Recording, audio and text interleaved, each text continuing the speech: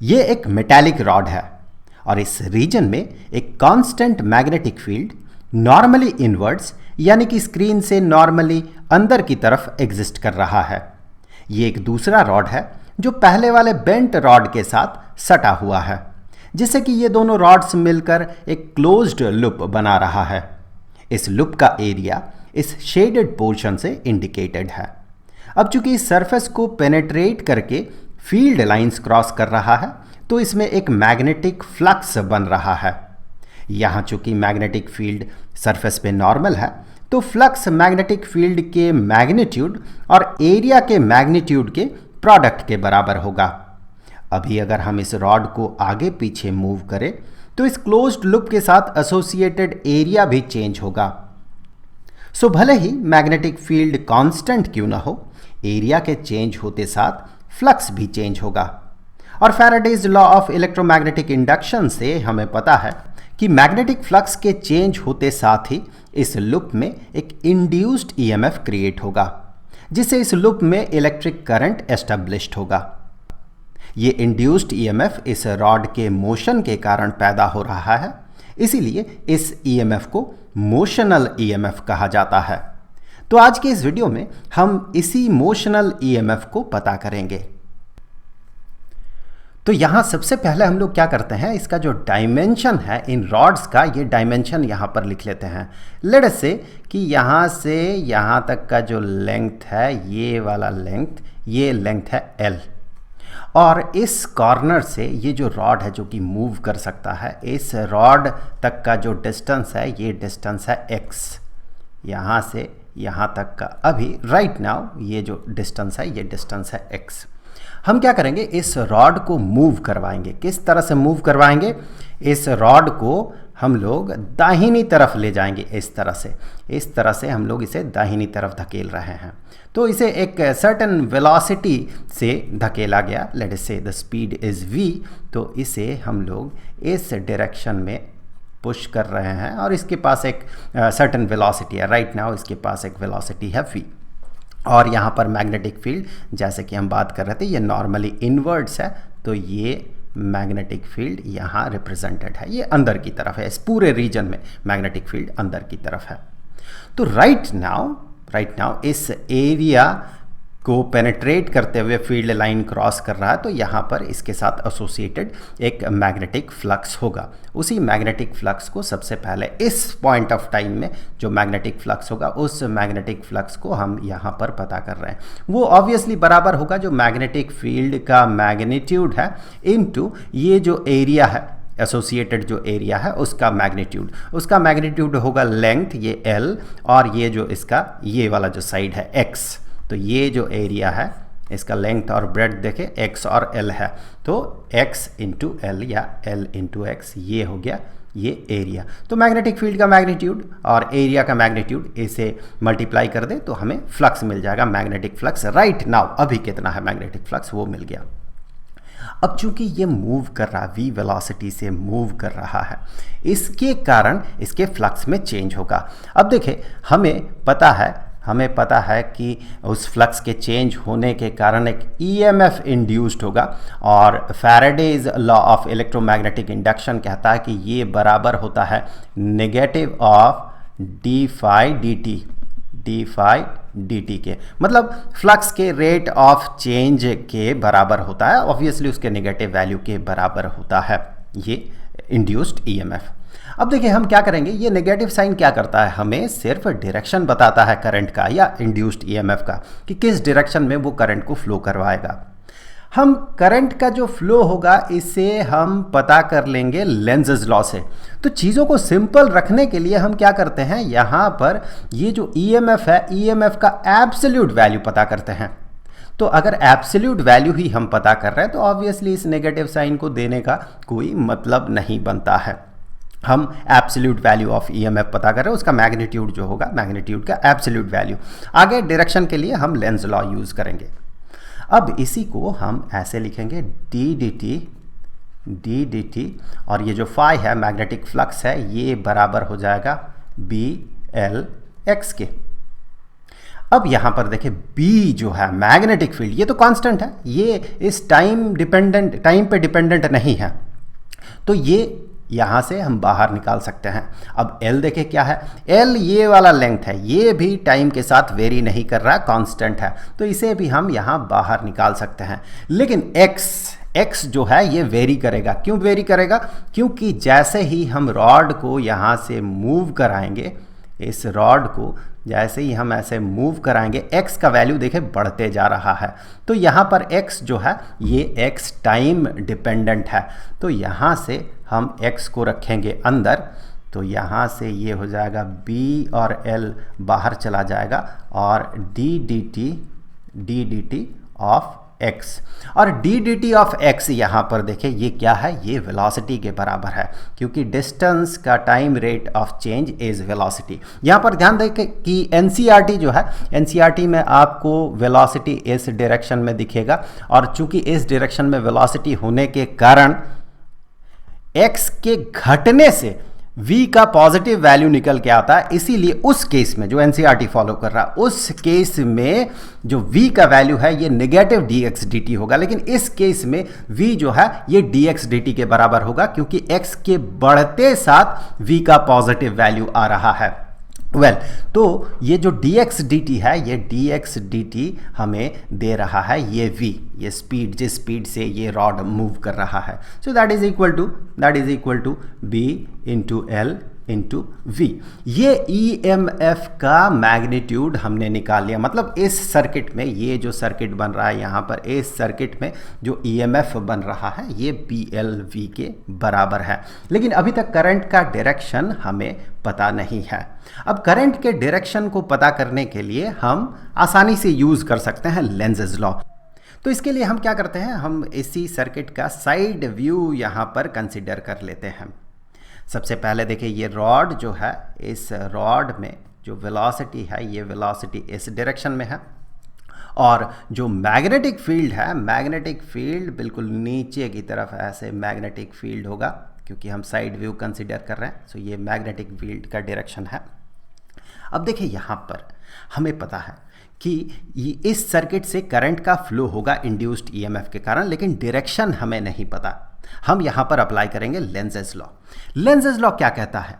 ये कहता है कि जो भी इंड्यूस्ड EMF का कॉज है, यहाँ पर कॉज क्या है, इस रॉड का मोशन v वेलोसिटी से ये रॉड जो दाहिनी तरफ मूव कर रहा, वो इसका कॉज है। इंड्यूस्ड EMF में करंट ऐसे जनरेट होता है कि वो उसके कॉज को ही रेजिस्ट करता है। यही है लेंज़ेज लॉ कि कॉज को वो रेजिस्ट करेगा।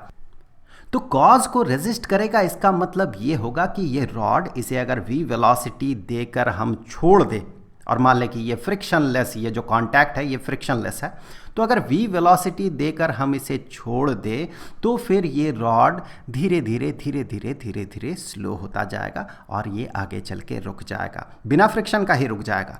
ऐसा क्यों होगा? क्योंकि इस रॉड के पास, जब हम इसे v वेलोसिटी देंगे, तो इसके पास एक काइनेटिक एनर्जी होगा, और वही काइनेटिक एनर्जी कन्वर्ट होगा इस सर्किट में करंट एस्टेब्लिश करने के लिए। इसीलिए इसका काइनेटिक एनर्जी धीरे धीरे घटते जाएगा और ये आगे चल के रुक जाएगा। अब अगर फोर्स के पॉइंट ऑफ व्यू से आप देखें तो ज़रूर इसमें इसके अपोजिट डायरेक्शन में, v के अपोजिट डायरेक्शन में एक फोर्स अप्लाई होता होगा, जिसके कारण ये रॉड आगे चल के रुकेगा। अगर उस सेंस में देखें तो हम कहेंगे इसमें एक फोर्स अप्लाई हो रहा है। और अगर आप सोचें कि कौन सा फोर्स, किस तरह का फोर्स इसमें अप्लाई हो सकता है, तो थोड़ी देर आप वीडियो को पॉज कीजिए और सोचिए कि इस रॉड में, जिसमें कि करंट फ्लो कर रहा है, वी डोंट नो उस करंट का डायरेक्शन, लेकिन करंट फ्लो कर रहा है जिसके परपेंडिकुलर डायरेक्शन में B है, मतलब मैग्नेटिक फील्ड है, तो फिर इसमें किस तरह का फोर्स अप्लाई हो सकता है? कुछ देर आप सोचिए। सोच लिया आपने? इस पे जो फोर्स अप्लाई होगा वो होगा लॉरेंस मैग्नेटिक फोर्स या मैग्नेटिक लॉरेंस फोर्स। सो FL से इसे हम डिनोट करते हैं। चलिए, हमें पता है कि पॉजिटिव चार्ज अगर मैग्नेटिक फील्ड में मूव करे, अगर वो मैग्नेटिक फील्ड के डायरेक्शन में मूव ना कर रहा हो, तो फिर उसमें एक फोर्स अप्लाई होता है जिसे कि मैग्नेटिक लॉरेंस फोर्स कहा जाता है। और चूंकि करंट जो है ये पॉजिटिव चार्ज का मूवमेंट होता है, ऐसे देखा जाए तो पॉजिटिव चार्ज मूव नहीं करता है इस तरह के सर्किट्स में। इस तरह के सर्किट्स में इलेक्ट्रॉन मूव करता है, लेकिन उन दोनों का चूंकि डायरेक्शन अपोजिट है, इलेक्ट्रॉनिक करंट और कन्वेंशनल करंट का डायरेक्शन अपोजिट है, तो इससे हमें कोई अल्टीमेटली फ़र्क पड़ता नहीं है। आप मान सकते हैं यहाँ पर कि पॉजिटिव चार्जेस का मूवमेंट जो है ये कन्वेंशनल करंट है, और उसी के हिसाब से आप इस मैग्नेटिक लॉरेंस फोर्स को पता कर सकते हैं। तो यहाँ पर हमें पता है कि करंट जो है पॉजिटिव चार्ज का मूवमेंट है, तो फिर मैग्नेटिक फील्ड में वो चार्ज अगर मूव करेगा तो उसमें फोर्स अप्लाई होगा। ऐसे स्थिति में हम Fleming's left hand rule apply करके ये पता कर सकते हैं कि करंट का डायरेक्शन क्या होगा। फ्लेमिंग्स लेफ्ट हैंड रूल हमें ये बताता है कि अगर हम बाईं हाथ के 3 उंगलियों को, थंब, फोर फिंगर और मिडिल फिंगर, 3 उंगलियों को हम स्ट्रेच करें, एक दूसरे के साथ 90 डिग्री एंगल में रखें, तो फिर ये जो 4 फिंगर है ये अगर मैग्नेटिक फील्ड के डायरेक्शन में हो, ये मिडिल फिंगर अगर पॉजिटिव चार्ज के मोशन को इंडिकेट कर रहा हो, तो फिर ये थंब जो है ये थंब फोर्स को, अप्लाइड फोर्स को इंडिकेट करेगा। मतलब ये जो है ये करंट का डायरेक्शन को बताएगा, ये मिडिल फिंगर। तो फिर थंब जो है फोर्स के डायरेक्शन को इंडिकेट करेगा। तो हमें लेफ्ट हैंड को कुछ इस तरह से रखना है कि ये जो 4 फिंगर है ये फील्ड के डायरेक्शन में हो, और ये जो फोर्स वाला थंब है, फोर्स इंडिकेट करने के लिए जो थंब है वो इस डायरेक्शन में हो। तो फिर मिडिल फिंगर जो है ये करंट के डायरेक्शन को इंडिकेट करेगा। वो आपको इस तरह से रखना होगा तब फिर लेफ्ट हैंड को। तो फिर यहाँ से आप देखें ये जो है ये क्लियरली हमें बता रहा है कि इस डायरेक्शन में करंट का फ्लो होगा, इस तरह से ऐसे सर्किट से होते हुए इस तरह से ये करंट इस पूरे सर्किट में फ्लो करेगा। तो इस तरह से हम लेंज़ेस लॉ और फ्लेमिंग से लेफ्ट हैंड रूल अप्लाई करते हुए इस सर्किट में जो करंट फ्लो करेगा इससे इसका डायरेक्शन को हम पता कर सकते हैं। अब अगर आप देखें इस FL का अगर मैग्नीट्यूड आप पता करें कितना होगा, तो वहाँ से आगे हम एक बेहतरीन चीज़ पता कर सकते हैं। मतलब इस EMF को, इंड्यूस्ड EMF को बिना इस तरह के डेरिवेशन का भी हम पता कर सकते हैं। चलिए देखते हैं। तो फिर यहाँ पर अगर हम इस FL का वैल्यू, ये जो मैग्नेटिक लॉरेंस फोर्स है इसका वैल्यू अगर हम पता करें, तो फिर हम ये पाते हैं कि that is equal to magnetic field का मैग्नीट्यूड इनटू जो करंट इस रॉड में फ्लो कर रहा, क्योंकि रॉड में ये मैग्नेटिक लॉरेंस फोर्स अप्लाई होगा, तो उसमें जो करंट फ्लो कर रहा, लेट अस से वो करंट जो है I है, और इनटू जितने लेंथ में वो करंट फ्लो कर रहा है या जो इफेक्टिव लेंथ है। यहाँ पर देखिए रॉड का लेंथ ऑब्वियसली L से ज़्यादा है, लेकिन L लेंथ में करंट का फ्लो हो रहा है, सिर्फ इतना सा लेंथ में करंट का फ्लो हो रहा है। इस पार्ट में और इस पार्ट में कोई करंट का फ्लो नहीं हो रहा है, तो इफेक्टिव लेंथ L है। तो ये जो है इतना, इस अमाउंट का फोर्स इस रॉड पे पीछे की तरफ लगेगा, जिसके कारण अगर v वेलोसिटी देकर हम इसे छोड़ दें तो धीरे धीरे ये रॉड रुक जाएगा। हमें ऐसा लगेगा मानो कि इंड्यूस्ड EMF जो है अपने ही कॉज को रेजिस्ट कर रहा है। अब यहाँ पर आप देखें, अगर मान लें, अगर हम चाहें कि ये जो रॉड है ये कांस्टेंट v वेलोसिटी से मूव करे, कांस्टेंट, चेंज ना हो, रुके ना, कांस्टेंट v वेलोसिटी से मूव करे ताकि एक कांस्टेंट इंड्यूस्ड EMF हमें मिले, तो ऐसे केस में हमें क्या करना होगा? ऑब्वियसली इस v को कांस्टेंट रखने के लिए, सेम रखने के लिए हमें क्या करना होगा? इसके अपोजिट डायरेक्शन में, FL के अपोजिट डायरेक्शन में हमें एक फोर्स अप्लाई करना होगा। हमें इस डायरेक्शन में एक फोर्स अप्लाई करना होगा और वो फोर्स इस FL को कैंसिल करेगा, जिसके कारण इसका वेलोसिटी जो है ये वेलोसिटी इंटैक्ट रह जाएगा। लेट अस से मैं ये फोर्स अप्लाई कर रहा हूँ F सब m, F by my self, तो फिर इसका मैग्नीट्यूड FL के मैग्नीट्यूड के बराबर जब होगा तब ये दोनों एक दूसरे को कैंसिल करेगा और ये v वेलोसिटी से कॉन्स्टेंटली मूव करेगा। तो ये जो Fm है, ये Fm मैं अप्लाई कर रहा हूँ FL को कैंसिल करने के लिए, और ऑब्वियसली इसका मैग्नीट्यूड BIL के बराबर ही होगा। अगर वेक्टर नोटेशन में देखें तो फिर ऑब्वियसली FL और FM का जो साइन है वो दोनों अलग अलग होगा, एक दूसरे का नेगेटिव वैल्यू होगा ये, क्योंकि इन दोनों का डायरेक्शन अपोजिट है। लेकिन फिलहाल हम मैग्नीट्यूड से काम चलाएंगे। तो इन दोनों का मैग्नीट्यूड सेम होने के कारण Fm जो मैं अप्लाई कर रहा हूँ फोर्स इस रॉड पे, ये BIL के बराबर होगा। अब देखिए मैं जो फोर्स इसमें अप्लाई कर रहा हूँ वो फोर्स उसके कारण इसके वेलोसिटी में कोई चेंज नहीं हो रहा, कोई एक्सीलरेशन क्रिएट नहीं हो रहा। ऑब्वियसली इसे एफएल को कैंसिल करने में ये खर्चा हो जा रहा है। लेकिन एक दूसरे नज़रिए से अगर आप देखें तो हम यहाँ पर कह सकते हैं चूंकि मैं फोर्स अप्लाई कर रहा हूँ और बॉडी में मोशन हो रहा है, इसका मतलब है कि मैं वहाँ पर पावर डिलीवर कर रहा हूँ।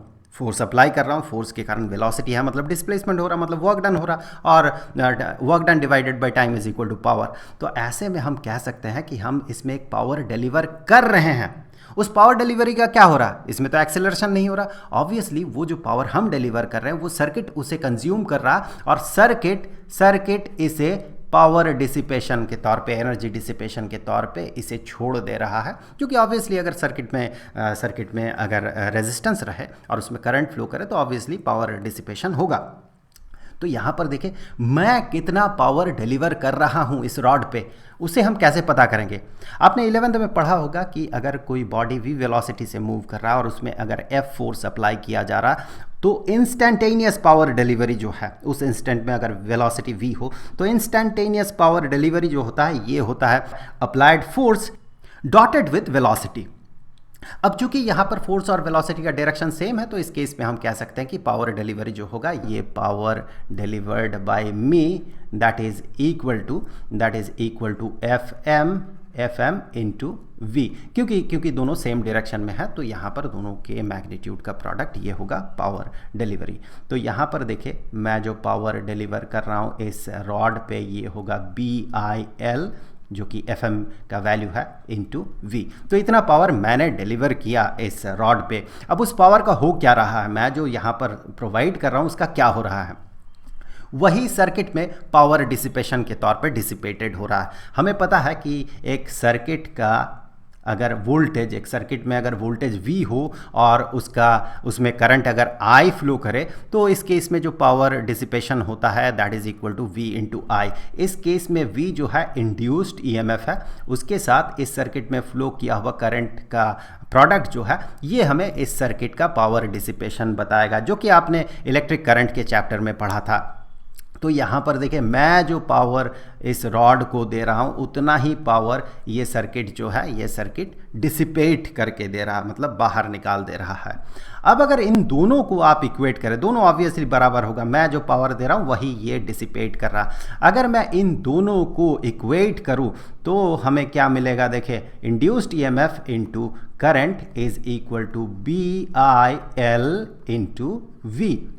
अब इस L को दोनों तरफ से अगर हम कैंसिल कर दें, इस I को माफ़ कीजिएगा, इस I को अगर दोनों तरफ से हम कैंसिल कर दें तो हमें देखिए क्या मिल रहा, हमें जो भी मिल रहा है यही हमने थोड़ी देर पहले डिराइव किया था। इसी चीज़ को हम लोगों ने यहाँ पर डिराइव किया था कि induced EMF is equal to B into L into V। यहाँ पर हमने उसे दूसरे तरीके से डिराइव किया था।